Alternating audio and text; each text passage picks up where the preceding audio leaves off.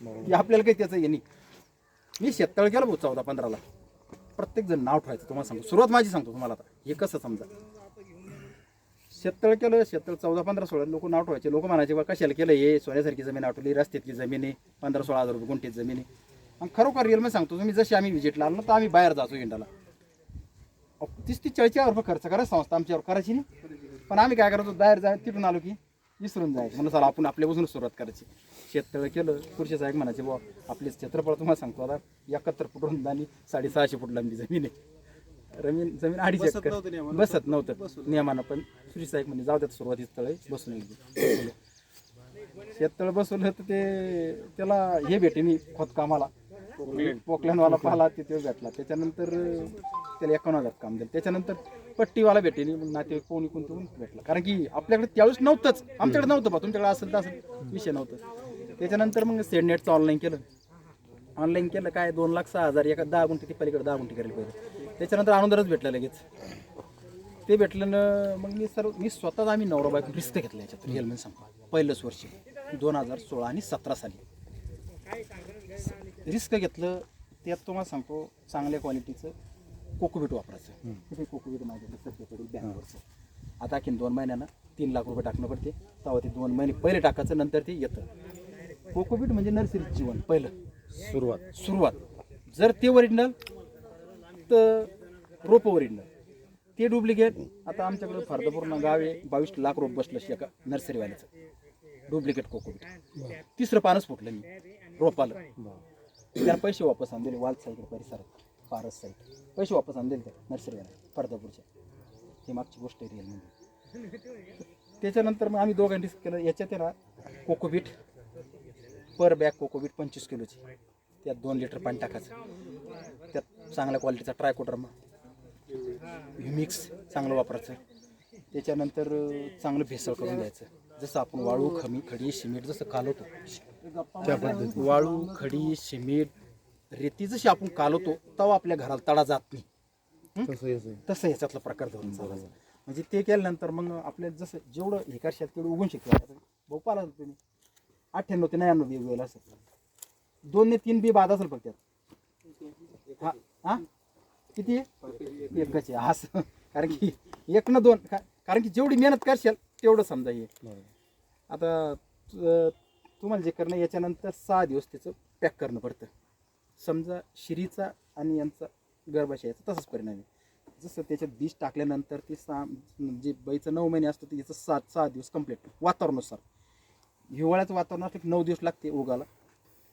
उन्हाळ्याचं वातावरण असलं की 6 दिवस, 6 ते 7 दिवस ह्या वातावरणानुसार. जेवढं कर्मट पॅक याच्यात कापडात पूर्ण पॅक लागेल.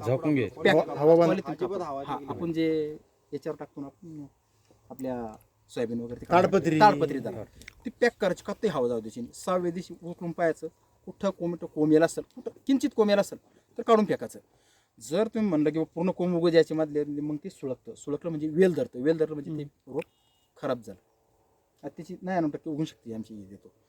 बीज चांगला असेल एकावर एक ठेवून ठेवता. हा एकावर एक असे 15 सुरुवातीला कोंब तोडून टाकतो आपण भट्टी वाचतो. नंतर काढल्यानंतर ना मग खाली पेपर हातरला पडतो. पेपर आमच्या भरपूर पडली असतात. आता पेपर खाली हातराचा. त्याच्यावर नंतर मग तुम्हाला थांबीट वगैरे फेकून द्यायचं. मुंगी लागून येऊन येते त्याच्यावर. मग पन्नी आथरणं गरजेची. तुम्हाला वाटत असेल फक्त 31 भर रस्ता राहतो आम्हाला याच्यात. नाही पन्नी आथरण्याचं कारण काय खाली पाणी मारणार याच्यात 8 लाख रुपये सर. हे 52 बाय 377 असेल. म्हणजे जमीन हे काय झालं, सुरुवात केली मी 10 गुंठे, ती सबसिडी भेटेल. त्याला भेटेल 2,06,000. त्याच्यानंतर मग सक्सेस झालो पहिल्या वर्षी मग 10 गुंठे गेले. 10चं 20 झालं, 20चं 30 झालं. 30चा एकरचा प्लॅन झाला माझा. आणि एकर असून मी बाहेर रोपं देतो पुन्हा. म्हणजे 1 टाईम मी 15 लाख रुपये तयार करतो एका टायमाला. नंतर म्हणजे असं 20-22 लाख रुपये तयार करतो एका टायमाला.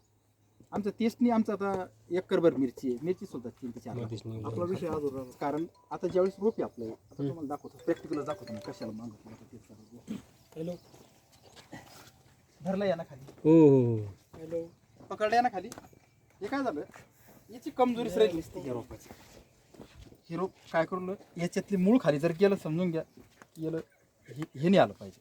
आपल्याला याची गरज नाही नको. आपल्याला गरज याची फक्त. बरोबर आहे. आपल्याला याची गरज नाही, याची गरज नाही. ही काय झालं खाली याचं कस खाली गेला, याची गरज नाही ना आपल्याला. त्याचसाठी ते पनीर टाकायचं. आणि 10 ते 15 दिवस झाले की सडकवायचं. तर 20% कोंब उगल दिसेल, फक्त 20%. आणि दुसऱ्या दिवशी तिसऱ्या दिवशी मग तुम्हाला 100% उगल दिसेल. त्याच्यानंतर मग तुम्हाला जसं जसं प्रॉब्लेम वाटेल त्याच्यात, की बुवा आपलं काही कतुरालं का, कुठं मुंगी कतुर, मग फोरडान असतं, फोरडान किंवा साधं एखादं कीटनाशक. फोन करायचा आपल्याला, नंबर घ्यायचा कधी काही प्रॉब्लेम आला तर. त्याच्यानंतर फवारून द्यायचं किंवा फोरडान फेकून द्यायचं. साईडला थोडंसं थायमेटचा वापर करायचा, उंदर साईडला. हां, उंदीर कतरतो. बरोबर. त्याच्यानंतर मग 15 दिवसांनी पुन्हा ट्रेस सलटवायचे. म्हणजे मी सांगितलं हा, म्हणजे तशा पद्धतीने. कारण की खाली जागा लागू change करून द्यायची, घ्यायची त्याची. काडी कडक बनती. टेम्परेचर असतं 42 ते कोणतं एप्रिल मेचं टेम्परेचर असतं 42चं. 40, 42, 45 तुमच्याकडे काय असेल ते असो, पण आमच्याकडे 40, 42 असतं. त्या टेम्परेचरमध्ये ह्या काडीने तग धरला पाहिजे. माणूस उन्हात अर्धा घंटा थांबू शकत नाही, पण ती काडी तग धरते. हे प्लॉट जे असते 10 एप्रिल ती 1 मेची लागवड आहे आमची. ही लागवड त्या उन्हामध्ये त्यांना ही ताकद मिरची. पाहिजे. हा, मिरचीसाठी आमच्याकडे काही करायला बसेल. आता तुम्हाला सांगतो रिअलमध्ये आमच्याकडे ते उबळ आली.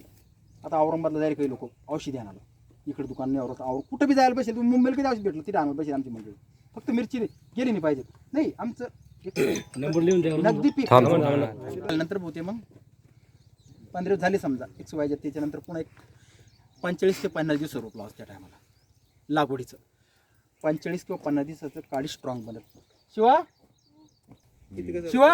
आणि रिअल मध्ये सांगतो मी तुम्हाला की आज आमच्याकडे वाटत होतं मला की इतकी लागवड होईल मिरचीची की मी सुद्धा लोकांना म्हणतो बाबा तुम्ही एवढी लावू नका, लय लागवड आहे बरं. आज 35चं मार्केट आहे, काल 33चं मार्केट गेलं आमचं. 33 रुपये किलो पर जाग्यावर. रुपये कटत नाही आमचं. पण तुम्हाला सांगतो 33 रुपये किलो गेला तर 33 रुपये मग 33च भेटतील रुपये. काय आडतनी, हमालनी, तोलायनी, लेवेनी काहीच भेटणार नाही, काहीच कटणार नाही, काय नाही. 10 रुपये बी कटत नाही. तुम्ही मार्केटला विचारा आमच्या जाफराबाद मार्केट, 10 रुपये बी कटत नाही.